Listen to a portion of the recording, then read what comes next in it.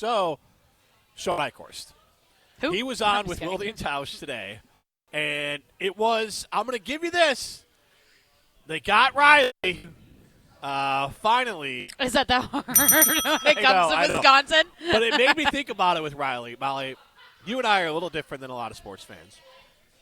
That we're not necessarily begging to get hooked. You know, like, just give me a reason to love you is basically a lot of, like, that's all Riley wanted. It's like, just give me one reason to love you. Get me excited. Shawn Eichorst, and he did. Yeah. That's simple. How did he excite you, Riley? Well, I think the most impressive thing that I heard is that he is already out and talking to people. We didn't hear about Mac doing that at all. I'm sure he did, but just simply having a good press conference, that we never heard from Mac, just sounding competent, sounding like you're excited to do your job and you know what you're doing is awesome. He's already talked to the top 25 donors that UW-Madison has. That is huge. They have 25 donors? No, like legit. I don't mean that in a jerk way. Like we've talked about, we've only ever heard of Ted Kellner. Ted Kellner, Smed Kellner, Fred Kellner. Kellner Ted, Theodore Kellner. And Kellenor? One of the things we heard from his tenure at Nebraska and Miami was that he was essentially scared of the boosters. He wouldn't talk to media. He wouldn't talk to the boosters, the donors, etc. What has he already done? He's talked to the boosters. He's talked to the coaches. He's talked to the athletes. And he's talked to the media. He went on Wilde and Tausch. Already, he is doing everything. Went on Wilde and Tausch before he was even announced. Literally. Right? We're having the big event tomorrow afternoon. There's actual positive momentum. There's something to see and hear and get excited about, which we didn't have whatsoever with Mac. So there's only so much he can do to win anyone over right now, which is sound good in front of a microphone. But it's really nice that Wisconsin has someone that sounds good in front of a microphone. The baseline is so low. Right, I know. But, Riley, we talked about this on the jump around that a firing or actually a new hire usually indicates why you fired someone else. Yes. That you try to replace what they don't have. I'm sure that works in other parts of life too, but in this specific case, Eichorst very much looks like the anti-Mac outside of the Badger ties. Eichorst seems like this is the greatest thing that's ever happened to him. Because, one, he's always wanted to be in administration, at least for most of his professional career. And so he's been doing that, working towards this goal. He worked at Wisconsin. He's from Wisconsin. He helped at Whitewater, worked under Barry. Has the opportunity, let's just be honest, the bar's not that high. If he could just guide the Badgers back to what they were pre-NIL to what they are in NIL, he's going to get himself a statue right next to Barry Alvarez and Pat Richter. Now, that's putting the cart way in front of the horse, but, like, the point is he came here because this is what he wanted to do. This is the destination, not the journey for him. And that is exciting if you're a fan, because if you're working somewhere and your boss is blah, you're not going to be excited about it. And if you're a fan and the people within the organization aren't excited about it, it's going to trickle down. Yes. And so I think everyone's going to be happier within that building, which should lead to less unforced errors. You can use a different term, but shoot yourself in the foot, whatever you want to do. Mac shot himself in the foot so many times with just bumbling over the easiest things to do as an athletic director. And the other thing was, Mac always acted like someone told him his dog died right before he joined an interview. He was always morose and like, hey. It was like Eeyore. And that was not Eichorst today. So what was the most interesting thing that he said, I guess, is what I'd like to know. Because I didn't hear the full interview, but I did hear a couple things that did pique my interest. Yeah, we have quite a few things, including this 20-second clip of him referencing his time at Nebraska. So change is inevitable. The great ones adjust. And so I feel really good about the journey that I've been on. I've learned a ton. I've grown a ton. I've been knocked on my ass a few times. But that's what athletics is all about. That's the great thing about athletics. You know how to get up and move forward and be resilient. You had the same reaction I did when I heard it live. Knocked on your ass. You're like, all right, I like that. Yeah, I like that you swear. No, I'm yes, just kidding. Yeah, I do, though. But I do there like is that like he a little swears. bit of there's juice behind it for sure. One, his background is different, so he must be in Wisconsin. At least I'm going to make that prediction. Or he must have 5 other houses, which I guess he could. Because it was different than when we saw him on a Zoom call. Okay, so I actually like what he just said there, though. I mean, now it's not – I am not like Riley as a fan where just give me a reason to love you. Just give me pets. Just give me pets. I'm no offense, Riley. I'm not like that, but when a coach or an athletic director in this situation does speak like that and does say hey, my past is not great. They knocked me on my ass. I sucked, for lack of a better word. Right, And now I hope that you learned your lesson moving forward and knowing the moves that you may have to make at the University of Wisconsin. So I do like that he said that, though. That made him likable and I guess just more human. Yeah. By admitting that you did something wrong. Because I feel like that was always my issue with Mac was you couldn't admit that you were wrong with something. Hence, you had to stand up for Luke Fickell 15 times over the last couple of years. I agree. I think it matters that it's his dream job. I think it matters. Look, I read somewhere that they said that he was allergic to the media. I don't know. I think it's a really good thing if this is the case. Listening to him, it sounded like maybe he had some media training.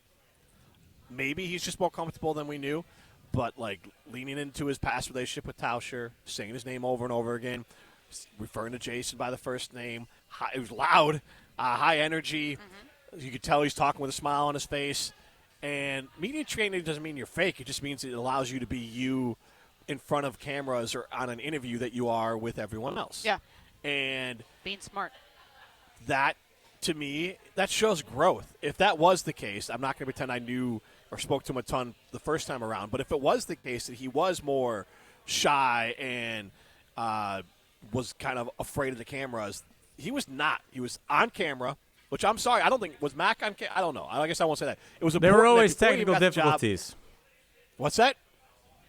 There were always technical difficulties when Mac was trying to get on camera. Yeah, so that's interesting. Eichorst knows how to work a computer and is excited to work a computer to join Wilde and Tausch. He knows how to click a link. That's a positive. Yeah, Wilde and Tausch is the biggest sports show in the state. Mark Tauscher is on the Badgers broadcast. He's a Packer and Badger Hall of Famer. And Jason Wilde's the voice of the Packers as far as through writing and also is a Badger alum. It was a no-brainer to go on there and basically ham it up with them. I hope he calls Evan Cohen at Sportsmanlike and says, hey, what do I have to do? And if Evan says you got to win 10 games, then go win 10 games, whatever it is. In order to get on Sportsmanlike yes, or what? Yeah. I don't think you have to win 10 games to get on Sportsmanlike. Just beg for any reason to be on. Yeah. And I hope he does that with Big Cat, with all of them. Yeah. Just go everywhere because this is the only thing Eichorst can win right now.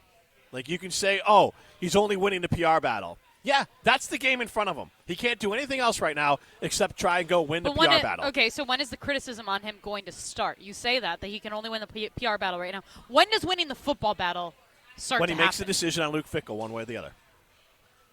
Whatever that decision is, that's when it starts. So what happens if – sorry, Riley, but what happens if the team is 2-5 in the first 7 weeks? Then what? Because to me, that's when he's going to be under scrutiny. Maybe 2-5 is a little aggressive. Well, if they're 2-5 with the schedule, fire his ass. But with the schedule, they play Notre Dame and Penn State right away. Yeah, but the other got a couple games. I got to look at their schedule right now. But they at also what play point of the season, UCLA, Michigan State during that stretch. Those have to be wins this year. So yeah, but Riley, that's asking a lot to even think that this schedule is remotely easier than what it has been and what it was last year. Might be slightly Riley. They're still playing last USC year and UCLA they had the hardest schedule in the country. Number one. They did have a hard schedule, but But also, in the 50s. Michigan State's going to be better this year. USC is going to be better than them. UCLA, that's at UCLA.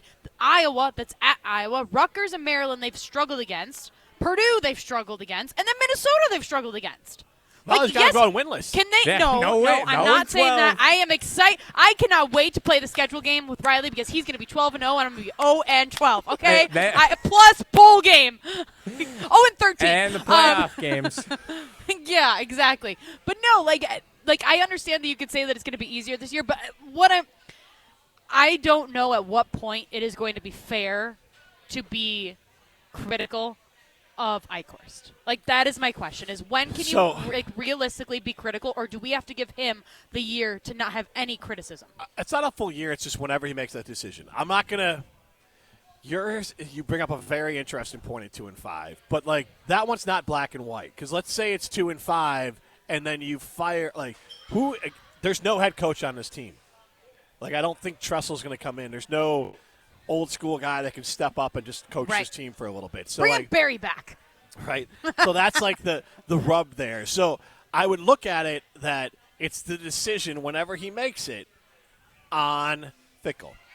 If he makes the decision to fire Fickell 2-5, we can decide if that was a good or bad thing. But the decision, that's it. That is because everything else is women's basketball. I'm just working on kind of reverse order here, but women's basketball's fine. Men's hockey's fine. Women's hockey's elite. Badgers volleyball is elite. Men's basketball, to me, it could use some help, but that's not a great. Like, the coaching staff is fine. Right. They could use some love. Can you get them $500,000? They get one more player, and Just then $500,000. what's that? Just $500,000. It's not that Yeah. hard. Find it in the Eichorst. couch cushions there. Maybe Mac left With it his laying 25 around. donors that he's talked to already. Right. And then There's no way Wisconsin has 25 donors either, by the way. There's no freaking way. Unless you're counting, like, I don't know if they all have the, like, 25 local advertisers, but so to your point, yes. So, like, with that, and then obviously football is the one. So he does walk into a good situation with this. He's got one job. He doesn't have to fix the whole department. He doesn't have to spend or waste his time trying to patch together all these other sports. They're all self-sufficient. All they need is more support from you and stay out of their way. Football is the only thing. Yes, football's king in general, but football also stinks right now. And I'm hopeful that this year they catch the breaks with injuries, they catch the breaks in tight games, and they win. But with the number I don't want them to win, Molly, I don't want them to win 6 or 7 games. 6-7. Today is National 7-6 Day. But, like, Dumb. Where'd you learn that? TikTok? no, I saw it there. No, you definitely saw it on socials or something. Probably saw it on socials, but not TikTok. So, What a dork. anyways, I need 8 or I need 5. 5 gets you fired. 8 keeps your job. 8 wins is a lot of wins. It is. That's A lot of wins. I'm looking at their schedule right now, and I'm like, they're going 2-5. So if he, so that's 2-5. why he keeps his job at 8 wins. You're good with that schedule? Yeah. 8 wins is a lot. I mean, and what did they get last year? 5?